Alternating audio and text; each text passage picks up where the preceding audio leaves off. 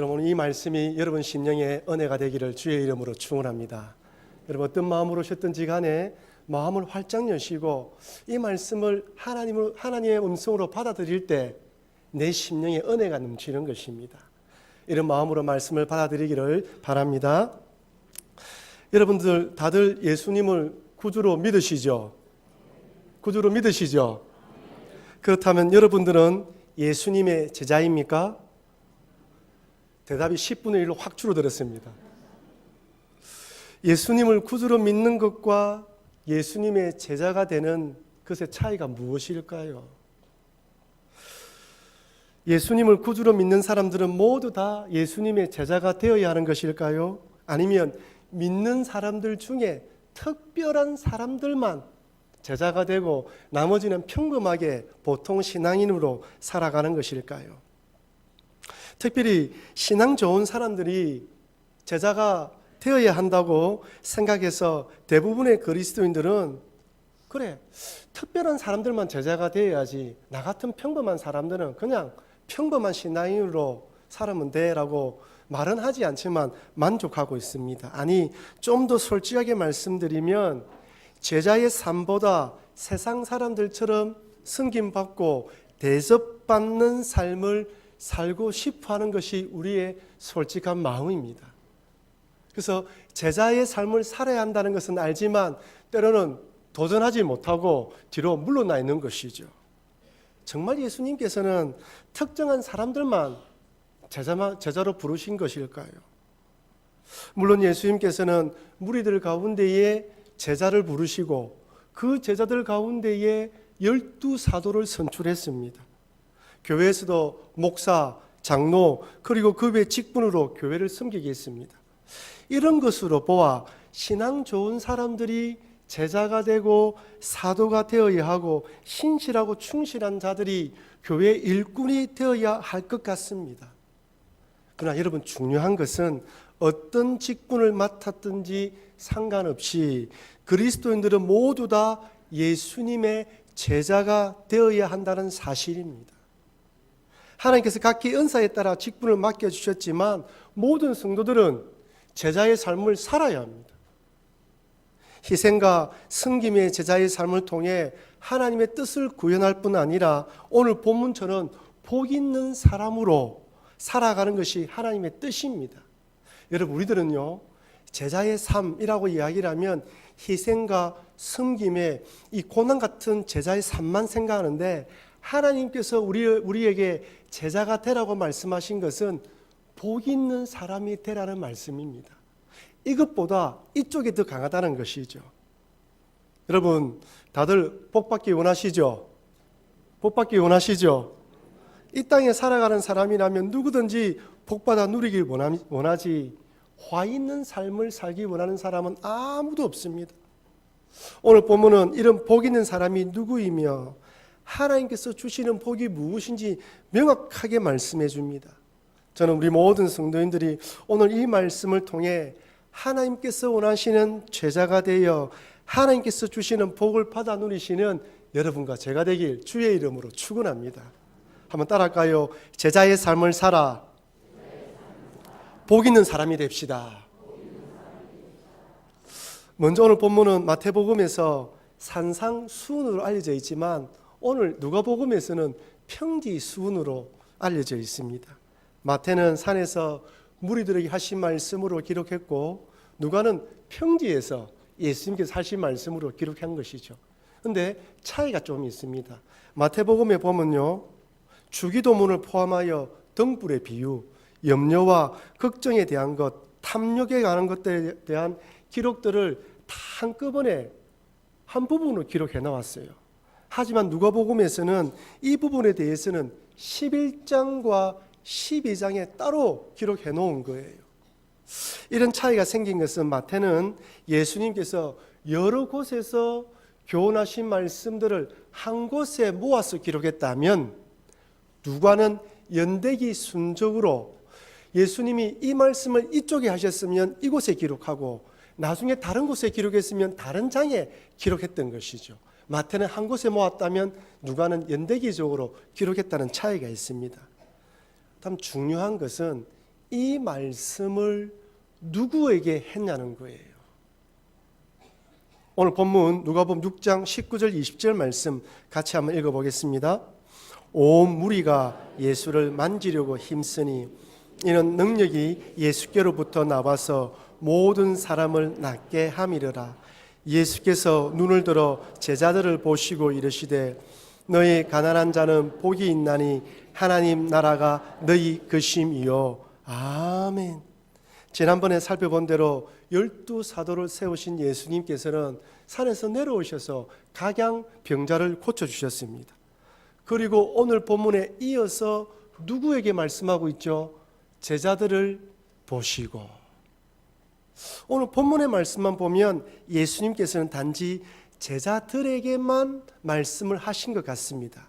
그렇다면 그 많은 무리들은 따로, 그 많은 무리들 가운데에 제자를 따로 떼어서 그 제자들에게만 하신 말씀일까요? 아니면 제자들을 보시면서 전체 무리들에게 하신 말씀일까요? 이 말씀은 제자들을 보시면서 전체 무리들에게 하신 말씀입니다. 여러분, 제자는 어떤 사람들입니까? 예수님을 구주로 믿고 따르기로 헌신한 자들입니다. 그렇다면 무리들은 어떤 자들이죠? 예수님을 통해 병고침이나 귀신 들림에서 회복되었지만 아직까지 제자가 되기로 헌신하지 않은 자들입니다. 예수님께서 제자들을 향해 말씀하시면서 제자의 삶이 복 있는 삶이라는 것을 제자들에게는 확신시켜주고, 그리고 무리들에게는 이런 제자가 되어야지만 복 있는 삶이라고 도전을 주시면서 권면하시는 거예요. 이것은 오늘날도 마찬가지입니다. 오늘 예배에 참석하신 분들 가운데에는 예수님의 제자가 되기로 결단한 분들도 있지만은 각기 다양한 목적과 이유에 따라서 교회 오신 분도 있습니다. 어떤 마음으로 이 자리에 오셨든지 대중의 한 명, 즉 무리에 머물러 있는 것이 아니라 제자가 되어 복된 인생을 살라고 주님께서 오늘 이 말씀을 통하여 우리들에게 도전을 주시는 것입니다. 인격적인 관계를 맺지 않는 대중 속의 한 명, 아무도 나를 찾지 않는 대중 속의 한 명이 아니라 예수님이 나를 알고 나도 예수님을 아는 인격적인 교류를 하는 제자의 삶을 살아 오늘 본문에 복 있는 사람이 되라는 것이죠. 그렇다면 여러분 과연 제자로서 제자의 삶을 살아가는 자들에게 어떤 복이 주어질까요? 오늘 본문에서 복이라고 번역된 헬라어는 마카리오인데 원형은 마카리오스인데 오늘 본문에서는 혹격으로 사용되었어요. 그런데 이 복은 단순히 심리적인 행복, 평안함, 만족 이런 것이 아니고 물질적으로 부를 추구하는 복만이 아닙니다.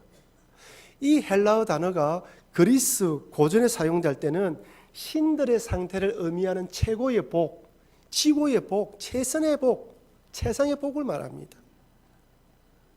그런데 이런 복을 어떤 자들이 받아 누린다고요? 가난하고 줄이고 애통하는 자들이 받아 누린다고 말씀합니다. 예수님께서는 제자들을 향해 말씀하시면서 온 무리들에게 말씀하시면서 가난하고 줄이고 애통하는 자, 이런 자의 삶을 살아가는 자들이 이런 복을 받아 누린다고 명백하게 말합니다. 근데 이상하지 않습니까, 여러분? 우리가 생각하기에, 세상이 생각하기에 복받는 사람은 어떤 사람입니까? 부유하고 풍요로우며 세상적으로 성공하고 출세한 사람들이 복받은 사람이라 이야기를 하지, 가난하고 줄인 사람들이 복받은 사람이라고 아무도 말하지 않습니다. 하지만 예수님은 정반대로 말씀합니다. 여러분, 성경에서 말하는 복과 세상에서 말하는 복의 차이를 명백하게 알고 구분할 수 있어야 복된 인생으로 살아갈 수 있습니다. 24절 이하부터 보면 예수님께서는 오히려 부유한 자, 배부른 자, 모든 사람들로부터 칭찬받는 사람은 화가 있다고 말씀합니다. 누가복음 6장 24절부터 26절 같이 읽겠습니다. 그러나 화 있을진적 너희 부유한 자여, 너희는 너희의 위로를 이미 받았도다. 화 있을진적 너희 지금 배부른 자여, 너희는 줄이도다. 화 있을진적 너희 지금 웃는 자여, 너희가 애통하며 울리로다. 모든 사람이 너희를 칭찬하면 화가 있도다. 그들의 조상들이 거짓 선지자들에게 이와 같이 하였느니라. 아멘. 여러분, 이 말씀에 아멘이 되어야지만 참된 복을 받을 수가 있어요. 여기 화 있을 찐저로 번역된 헬라어는 우아이인데 슬픔 또는 죄상을 덜추어 꾸짖을 때 사용하는 단어입니다. 예수님께서는 부유한 자, 배부른 자, 칭찬받는 자를 죄인으로 간주하며 꾸짖고 계시는 거예요. 세상은 돈 많이 벌어 부유한 자, 배부른 자, 그래서 많은 사람들에게 칭찬받는 자가 되라, 이런 자가 복받는 인생이라 말하지만 예수님의 관점은 다릅니다. 오히려 이런 사람들은 화가 있다고 이야기를 하는 거예요. 그래서 우리가 가지고 있는 복의 개념을 수정, 변경하지 않으면 참된 복을 받아 누리고 있으면서도 화받은 인생으로 살아가며 화받은 인생이면서도 복받은 인생으로 착각하며 살아갈 수가 있습니다. 그렇다면 여러분, 왜 가난하고 줄이고 애통하는 자가 복받는 인생일까요? 그것은 하나님과 관계 때문입니다. 한번 따라할까요? 복은 철저하게 하나님과의 관계에 달려있다. 여러분, 복은 물질적이며 심리적인 것이 아닙니다. 성경에서 말하는 복은 하나님과의 관계 속에서 복을 말하는 거예요. 오늘 본문에서 가난하고 줄이고 애통하는 것, 부유하고 배부른 것은 물질적이며 세상적인 가난함과 부유함을 말하는 것이 아닙니다. 심령의 상태를 말합니다. 물질적으로 가난하고 낮아진다고 할지라도 다 겸손한 것이 아니고 세상적으로 부유하고 풍족하다고 또 교만한 것은 아닙니다. 가난하든 부유하든 상관없이 영적으로 하나님과의 긴밀한 관계, 밀접한 관계, 영적 동행을 얼마나 하고 있느냐에 따라서 복이 주어진다는 것입니다. 여러분, 욥을 한번 보십시오. 욥은 고대 동방의 부자였습니다. 하지만 그는 하나님을 늘 경외하는 가난한 마음의 소유자였습니다. 물질적으로 풍요하여 부유함을 누렸지만 하나님을 갈망하는 낮은 마음, 겸손한 마음으로 하나님을 늘 갈망했습니다. 그가 얼마나 하나님과 친밀한 교제를 관계를 누리는지 욥기 1장 4절 5절에서 이렇게 말씀합니다. 같이 한번 읽어볼까요? 그의 아들들이 자기 생일에 각각 자기의 집에서 잔치를 베풀고 그의 누이 3명도 청하여 함께 먹고 마시더라. 그들이 차례대로 잔치를 끝내며 욥이 그들을 불러다가 성결하게 하되 아침에 일어나서 그들의 명수대로 번제를 드렸으니 이는 욥이 말하기를 혹시 내 아들들이 죄를 범하여 마음으로 하나님을 욕되게 하였을까 함이라. 욥의 행위가 항상 이러하여더라. 아멘. 여러분, 욥이 이렇게 한 이유는 2가지 중에 하나일 것입니다. 첫째는 이렇게 하지 않으면 하나님께서 혹이나 벌을 줄까 두렵고 무서운 마음으로 하는 것입니다. 율법적인 신앙으로 하는 것이죠. 또 다른 마음은 정말 하나님 안에서 겸손한 마음, 하나님을 경외하며 사랑하는 마음, 혹이나 하나님 관계가 떨어질까 더 하나님과 더 가까이 가려는 마음으로 이렇게 할 수가 있습니다. 만약 욥이 첫 번째 마음으로 했다면 하나님께 인정을 받지 못했을 것입니다. 이렇게 신앙생활을 하는 욥에 대해서 하나님께서는 욥의 신앙이 이렇다고 욥기 1장 8절에서 이렇게 고백합니다. 같이 읽겠습니다. 여호와께서 사단에게 이르시되 내가 내 종 욥을 주의하여 보았느냐? 그와 같이 온전하고 정직하여 하나님을 경외하며 악에서 떠난 자는 세상에 없느니라. 아멘. 이런 평가를 받으시는 여러분과 제가 되길 바랍니다. 사람에게서 평가를 받는 것도 중요하지만 하나님이 우리의 심령을 바라볼 때 정말 저 영혼은 가난한 영혼이구나, 나를 찾기 위해서 애통하고 줄이고 갈망하고 눈물 뿌리는 영혼이구나, 여러분 이런 평가를 받아야 되지 않겠습니까?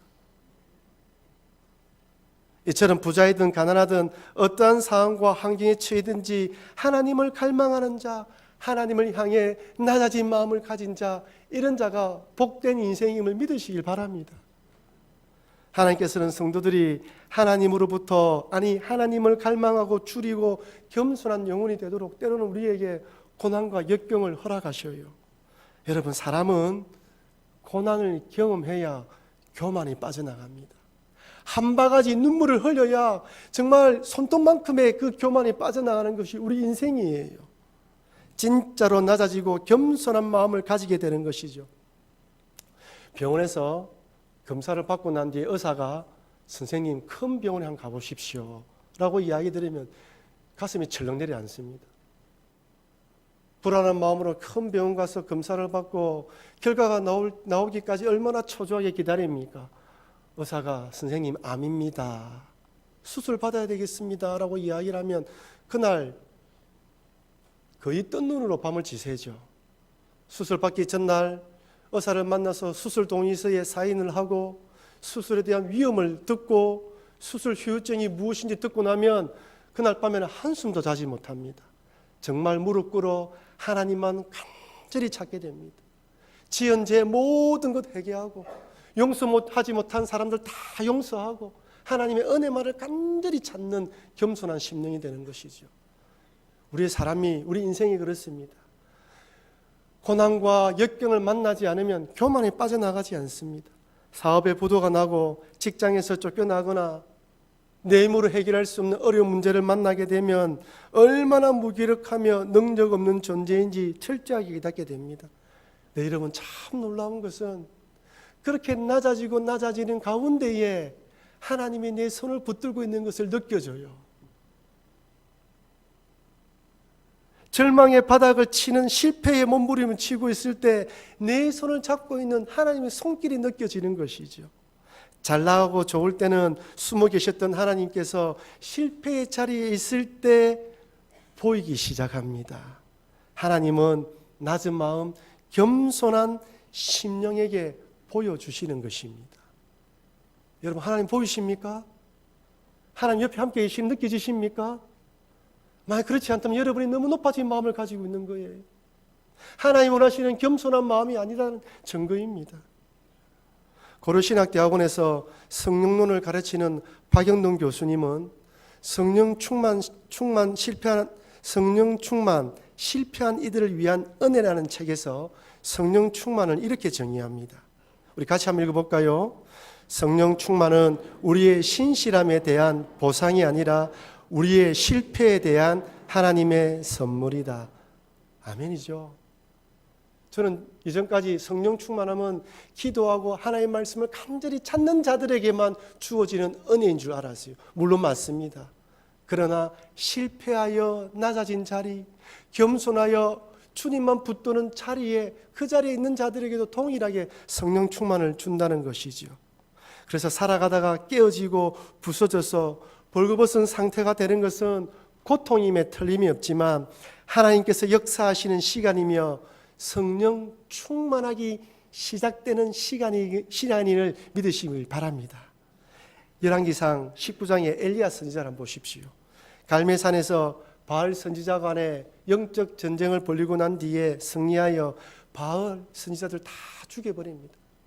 이렇게 바알 선지자를 다 죽여버리면 천하의 아합왕도 이세벨도 하나님을 두려워할 줄 알았는데 오히려 이세벨이 기세가 등등하여 엘리야를 죽이겠다고 협박까지 합니다. 이때 낙심한 엘리야가 도망칩니다.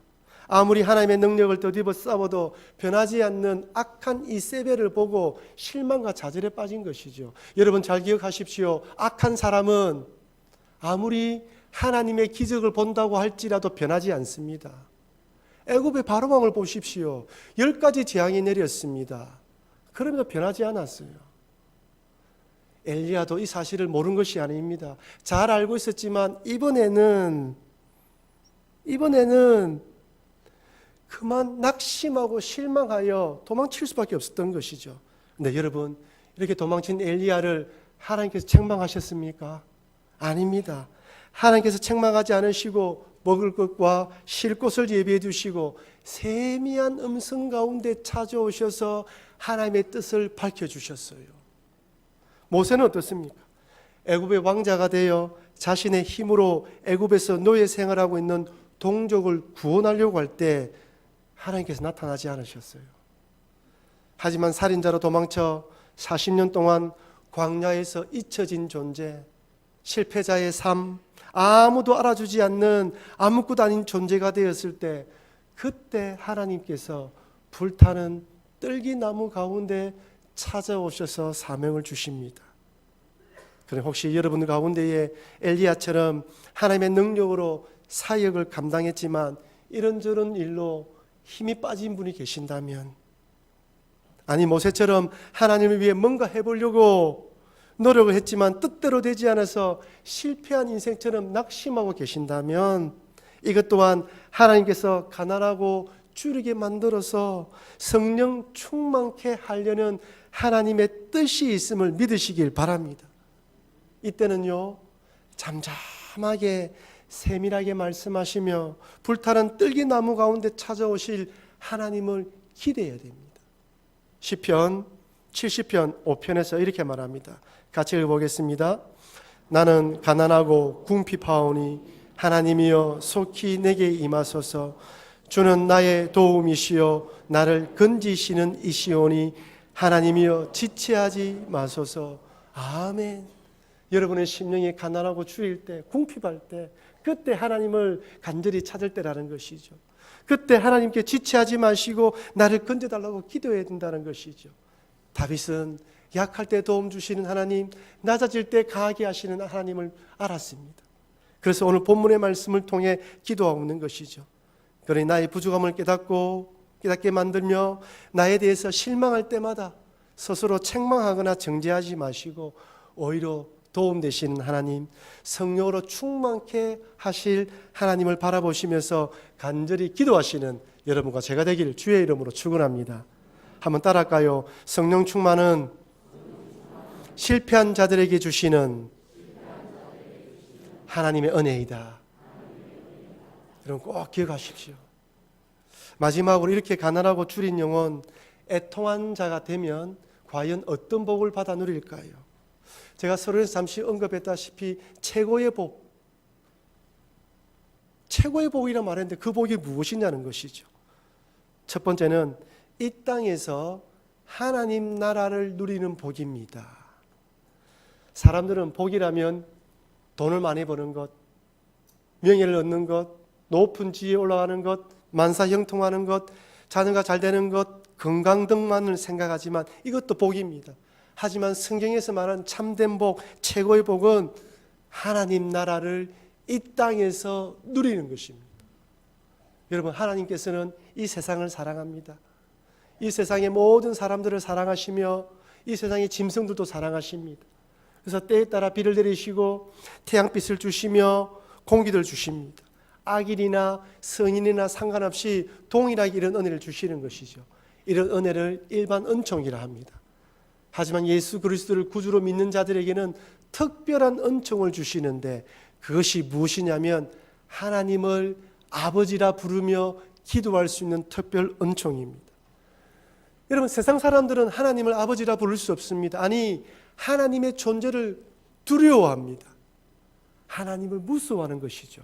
하지만 하나님을 구주로 믿는, 예수님을 통하여 하나님 믿는 성도들에게는 하나님은 아버지입니다. 그래서 예수님께서도 하나님을 아버지라 부르며 적극적으로 기도하라고 말씀합니다. 마태복음 7장 7절 8절 말씀 우리 같이 한번 소리내어서 읽어보겠습니다. 구하라 그리하면 너희에게 주실 것이요 찾으라 그리하면 찾아낼 것이요 문을 두드리라 그리하면 너희에게 열릴 것이니 구하는 이마다 받을 것이요 찾는 이는 찾아낼 것이요 두드리는 이에게는 열릴 것이니라. 아멘. 여러분, 이 말씀은 그리스도인들에게만 주어진 말씀입니다. 예수 그리스도를 구주로 믿는 자들에게만 주신 하나님의 은혜입니다. 하나님, 예수님께서는 아버지 되신 하나님께 적극적으로 기도하라고 말씀합니다. 그런데 여러분, 여기서 한 가지 기억할 것은 이렇게 우리가 구하고 찾고 두들겨서 기도하지만 그렇다고 내가 구하는 대로 다 그대로 응답해 주시지는 않는다는 사실입니다. 왜냐하면 아무리 우리가 하나님의 뜻에 따라 구한다 할지라도 우리의 지혜가 하나님의 지혜를 능가할 수가 없습니다. 우리가 하나님의 뜻을 구하고 기도한다 할지라도 이것이 반드시 선으로 기결되는 것은 아닙니다. 그리고 우리가 원하는 대로 기도대로 응답되지 않는다 할지라도 그것이 반드시 나쁜 것이 아닙니다. 하나님께서 우리에게 구하고 찾고 두들기라 말씀하신 것은 나는 너희 기도에 반드시 응답하시는 하나님이라는 것을 잊지 말라는 것입니다. 그러면서 우리에게 또 이렇게 말씀합니다. 마태복음 7장 9절에서 11절 같이 읽겠습니다. 너희 중에 누가 아들이 떡을 달라 하는데 돌을 주며 생선을 달라 하는데 뱀을 줄 사람이 있겠느냐? 너희가 악한 자라도 좋은 것으로 자식에게 줄 알거든. 하물며 하늘에 계신 너희 아버지께 구하는 자에게 좋은 것으로 주시지 않겠느냐? 아멘. 아들이 떡을 달라 하는데 돌을 주며 생선을 달라 하는데 뱀을 줄 아버지가 없습니다. 악한 자라도 좋은 것을 자식이 준다 이야기를 합니다. 여러분, 우리는 마태복음 7장 7절 8절에서 구하라 찾으라 두드리란 말씀만 찾고 기도했는데 이제부터는 그 이후에 너희 아버지께서 구하는 자에게 좋은 것으로 주신다는 것도 같이 붙여서 기도해야 됩니다. 여러분, 하나님께서 가장 좋은 것으로 주실 줄 믿습니까? 그렇다면 내 기도대로 응답되지 않아도 그것이 좋은 것인 줄 믿어야 됩니다. 이런 믿음이 없으면 우리가 참된 기도를 하는 것이 아닙니다. 그렇게 간절히 기도했지만 내 뜻대로 응답되지 않아도 이것 또한 가장 좋은 것입니다. 자녀와 부모님이 병에 걸려서 간절히 기도합니다. 하나님 살려달라고. 이분만 살려주시면 정말 온 가족이 예수님 믿고 잘하겠다고 고백합니다. 하지만 하나님의 뜻이 그분을 천국으로 모셔가는 것이면 그것이 가장 좋은 길입니다. 물론 우리에게는 슬픔이고 아픔이지만 큰 하나님의 뜻 안에서는 이것이 은혜라는 것이죠. 지금도 불치의 병이나 어려운 문제를 두고 기도하시는 성도님들이 계십니다. 오랜 시간을 두고 기도했지만 내 기도만 응답되지 않아서 힘들어하시는 분도 계십니다.